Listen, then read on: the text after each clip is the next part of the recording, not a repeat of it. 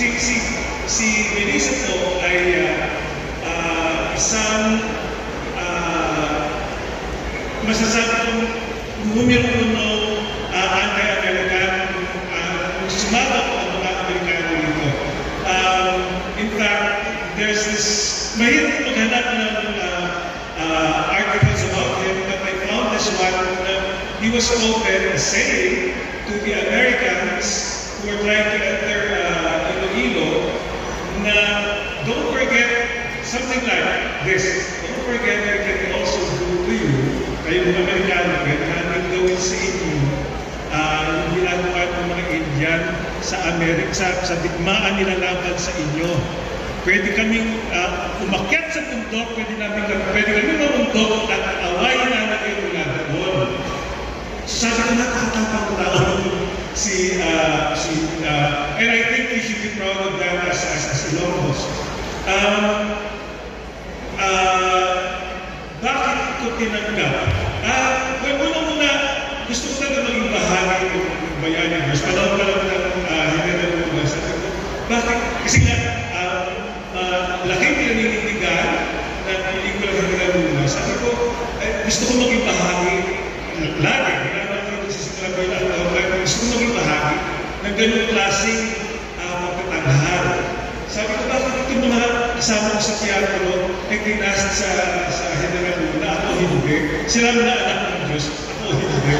Kaya nagkaroon ng pagkakataon sa Doyo na cast na kahit may pinag-eksena naman, oh yes, naman ako. And so, fortunately, tumawid si Sarita Melissa sa Quezon. Kaya, ayun, ako'y tuwag-tuwa, lumulundag sa tuwa, na naghihintay na matuloy yung aming shooting. So that's why I'm here. Salamat. Ako ay play the role of Nadia Hernando, ang anak ni Joven Hernando. Kung natatandaan niyo po, si Joven sa General Luna, pati na rin sa Goyo, ay naging simbolismo ng youth. And from there, bilang tumanda na rin po yung timeline, through the years, nagkalabay po nga si Joven, nagbunga pa ng anak at ako ang naging anak nila. Ako ay isang filmmaker, a woman filmmaker during that time, and ako ay tutulong sa paggawa ng political campaign ng aking ninong na si Manuel Quezon. Bakit ko tinanggap yung role? Unang-una, kagaya po ni Tito Bocci, I'm a really big fan of the Bayaniverse. And si Direk Gerald Tarot, dream ko po talaga na makawork po siya ever since.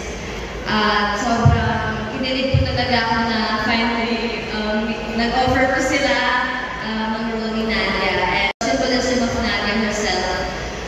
For context, for historical context during that time, wala po gaanong kilala or kinilala na kababaihan na filmmaker ng panahon na yun. Sobrang dami po kalalatihan na filmmaker ang mas umangat nung time na yun. And to be a symbolism of not just the youth but also of empowered women is something that I will always be grateful for. So yun lang. You can even quote me on this one. It would be a shame to not accept the role of Manuel L. Quezon, the biggest, or if not the biggest, one of the biggest figures in history, in Philippine history. And to be asked to play the role is actually a great honor for me, aside from the fact that it is the biggest role I've ever played in my career. It is just the honor of being called by the director, writer, Gerald Tarot, and to work with DBA Films, who has presented and has given us the best, one of the best, a lot actually, of the best films in modern Philippine cinema. So it was an easy yes for me. I play Manuel Quezon in the movie. So that is the short answer. Thank you. With, a narrative for the screen. So, in his speech also earlier, which I totally agree, this film is not a documentary. It is a dramatization of historical accounts na nakikita natin sa libro. And with creative license, as filmmakers, nagpasok tayo ng mga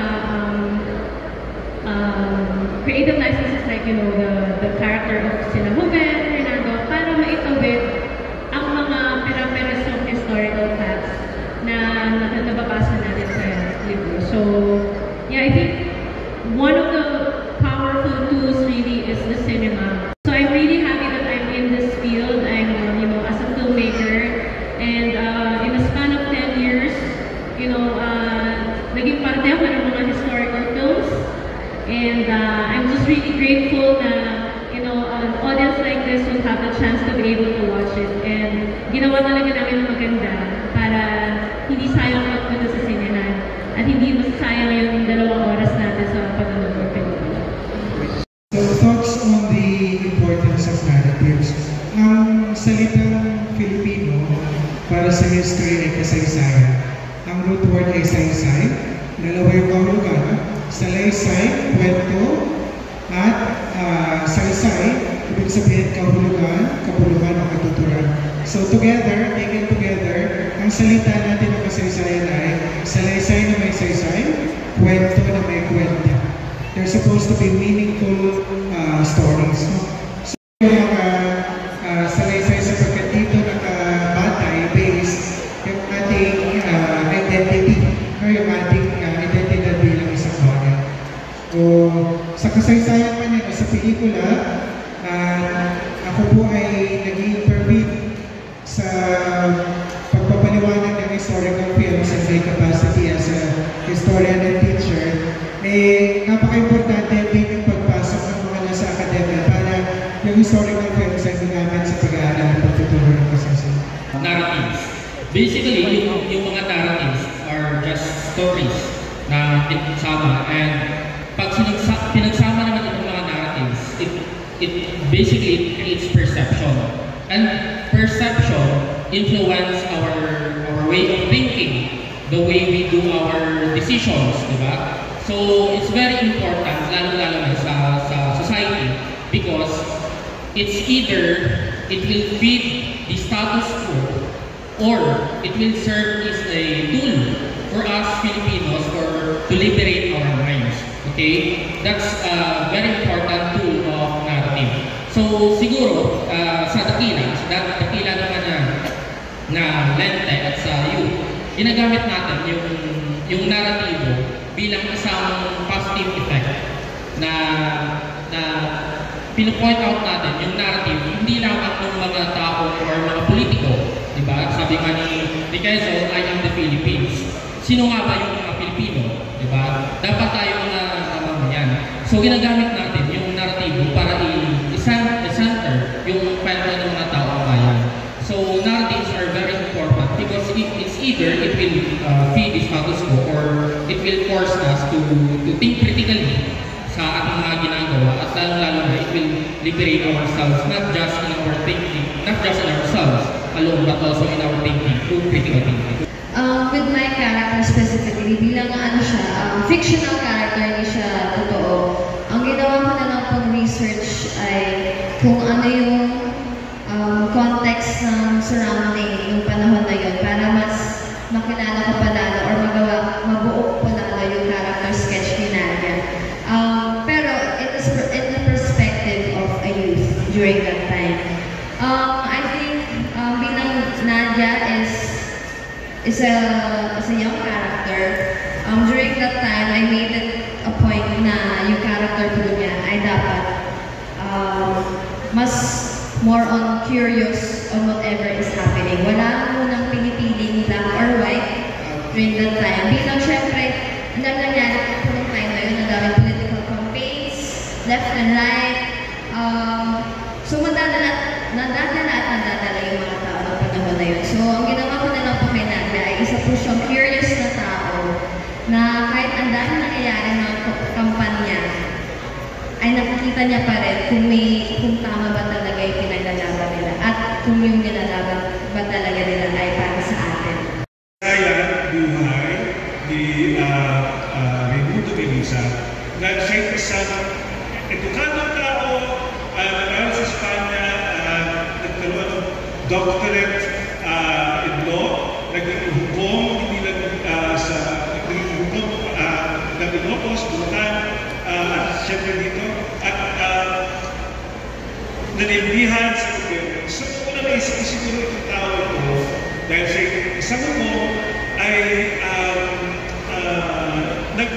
iniisip ng tao. Binibigyan bigat yung mga pagdidesisyon yung mga bagay bago siya before he comes into a decision. Pero doon sa yung kanyang function sa dula ay medyo natuklasan ko habang ginagawa yung pelikula, medyo taliwas na sa perception ko sa katao niya. Pag napanood yung pelikula, you know what I mean. Siguro to give you an example, I always give this example. Yung unang araw na shooting ako, kausap ko si Aguinaldo, may ginagawa ka ng desisyon, napakahalaga sa buhay ni Aguinaldo, binibigyan ko siya ng payo. Ako pa medyo binibigyan ko pa ng timbang, yung mga posibilidad, no? Pero alam ko na yung gusto kong sabihin sa kanya. Ang sabi lang sa akin ng Direct Jerome, can you please say your lines quicker?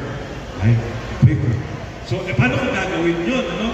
So ginawa ko quicker, and then I realized this person that's emerging sa kwento ay isang super passionate, emotional person na nangingibabaw yung impulses niya. Siguro maybe at that time, in his life, na kalaban na si Quezon, yung Amerikano, he was really talagang super passionate about his defense of Emilio Aguinaldo against Manuel Quezon. So, yun, mas nanaig yun. So, mas naging passionate, mas naging impulsive person, and you'll see in his defense of Aguinaldo against the game player, Manuel Quezon. So I want to start with the narrative. To give a little bit of history in the script. The material, the first thing that I studied was the script before all the materials that they gave me. Okay? So when I read the script, and as for you guys, so I can involve you, ang napanood nyo ay yung trailer pa lang, di ba? But basically, you'll see the story based on the trailer. And we are talking about independencia. Independence is very important, and it is the main topic of the film. The subtopics are power, relationships, okay, and credibility or leadership, or all of these things, all of these minor narratives, parang ganyan. So as a Filipino, and I would like to ask you guys also, you young ones, you don't have to verbally answer now, what is the narrative in your head when you're thinking about the Philippines? Narratives, for example, is I am a victim, I am kawawa. These are negative narratives in our head. And we carry these narratives in our head. And we carry it affects our heart, our health, and everything. If you change them, if you look at other narratives, which is I am part of the Philippines, I am part of the Philippines, I am the Philippines, this is a better narrative, right? So meaning I have responsibility. So the narrative to me when I received the script, when I read the script, is like this talks about my involvement in the country. I am going to portray a role, and I am given a responsibility to bring life to a character that has shaped so many different narratives. Very, very hard to sell a movie these days. But what will you do? Of course, it's always going to be a yes. You want to be part of a movement that matters. Merong saysay. May saysay na kasaysayan.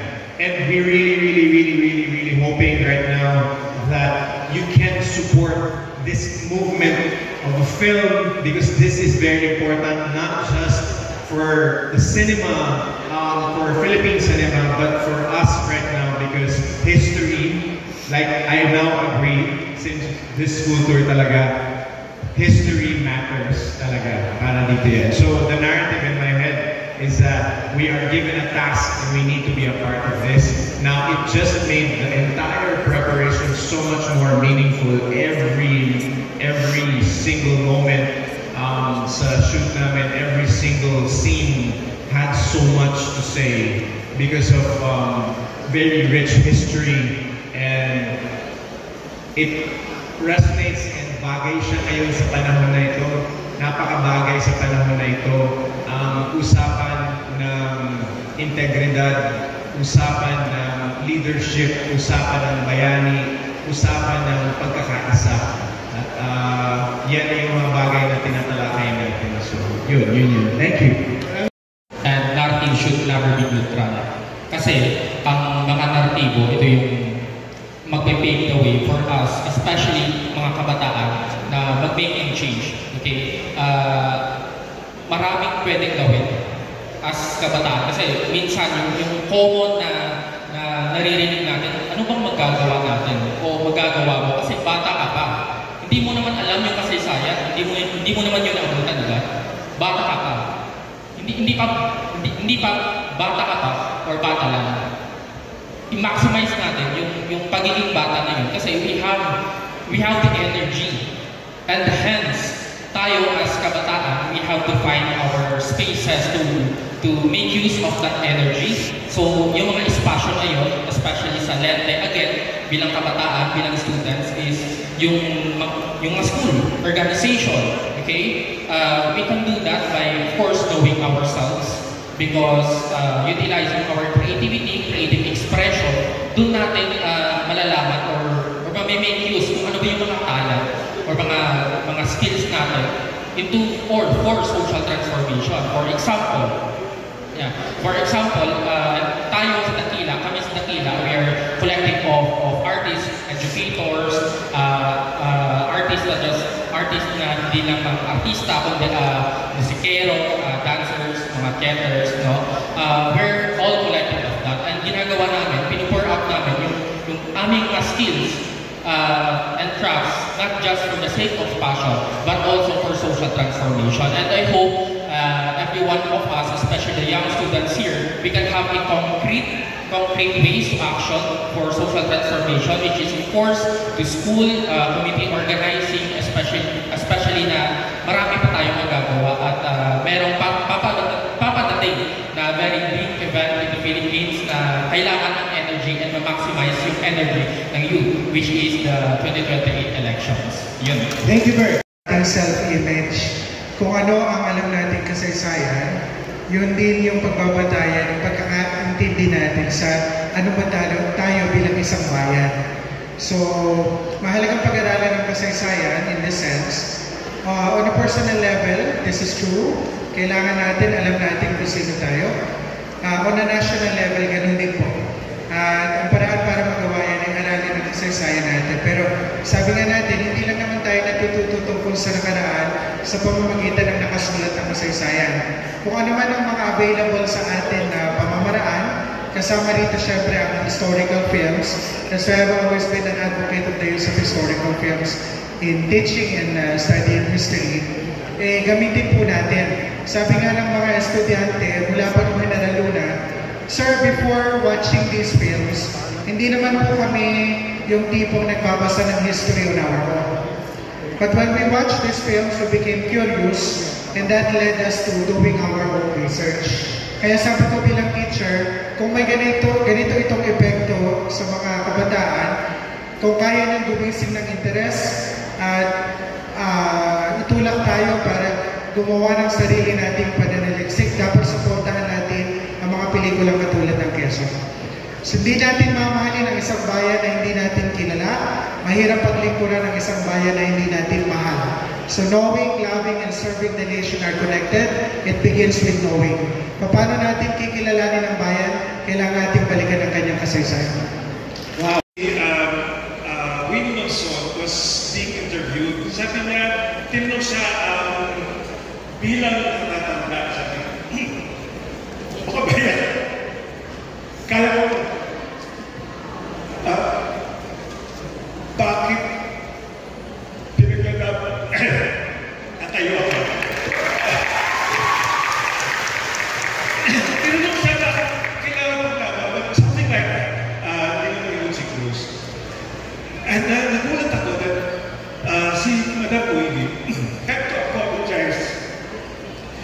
sabi niya, you think me corny for saying this.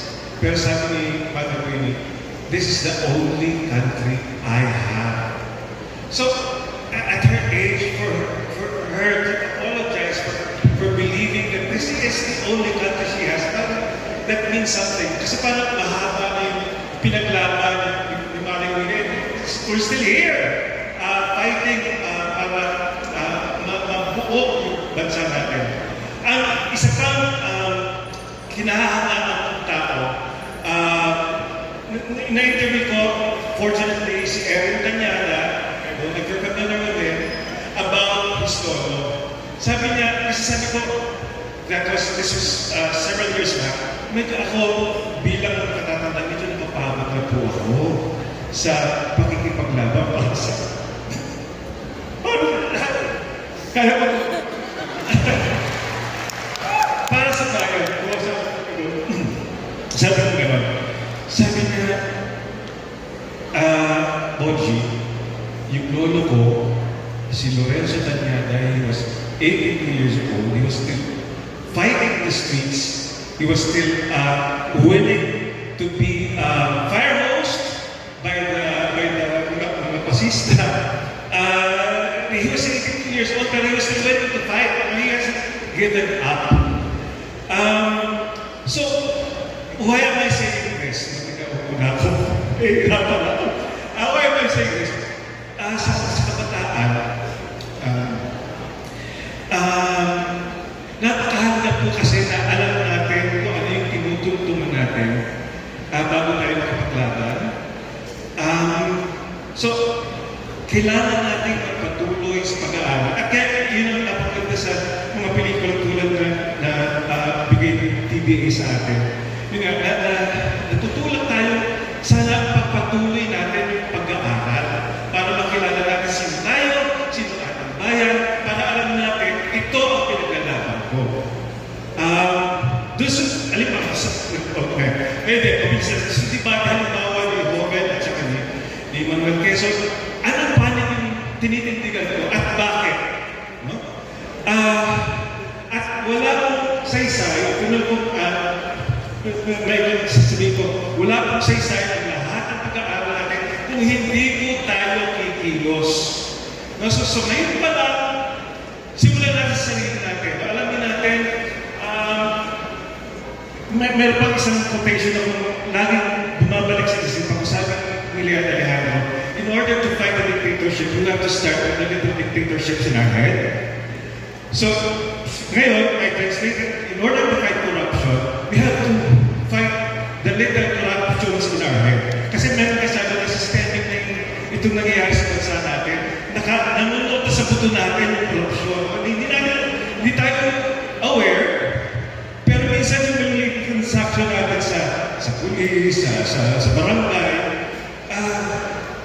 inaapon natin yung parang pagulas. Natin doon, paano ba maging isang mabuting Pilipino, maging isang mabuting mamamayan, para when we ask accountability from our leaders, alam natin kung ano yung tinitindigan natin. Because we are accountable, we are responsible for ourselves, for our choices.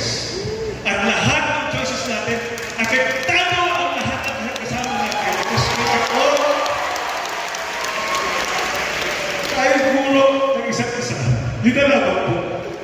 Palang si Tito Bonji, pinaglalaban na po niya yung Pilipinas. Bilang kabataan. Para sa bawat henerasyon, yung kabataan talaga yung may pinakamalakas na boses dito. Sa bawat laban, yung kabataan talaga yung nangunguna dito. Kaya sana, sa bawat desisyon po natin, it always starts from us. Because from us, matututo yung bawat generation. Para masabi po natin, pagtanda po natin na nung bata pa ako, lumaban ako ng patas at nagtagumpay kami sa laban. Kaya sana, kasama rin po namin kayo sa laban ng positibo at informed na narrative. Kaya dito sa Quezon, let's not just look into it in black and white. Dahil yung kasaysayan ay hindi black and white lamang. yung mga bayani po natin ay hindi black and white lamang na blindly natin i-worship. Kaya po ginawa ang Bayani Verse para makita po natin yung mga bayani po natin as complex and human characters who do make mistakes, and to let us see that not all good people do good things, or good people do bad things also, and bad people do good things, and bad people do bad things also. So when you watch Quezon, when you watch every film, or kung manood din kayo ng mga news natin ngayon na nakakagalit, always stay informed, be informed, at lalo-lalo na, please, share rin yung information na nakukuha nyo sa ibang tao. Yun lamang. Sobrang daming pwedeng sabihin sa inyong lahat, sa harap ng audience nito. But, September is my birth month, and sa kanya din, birth month niya din. But I am 46 years old this year.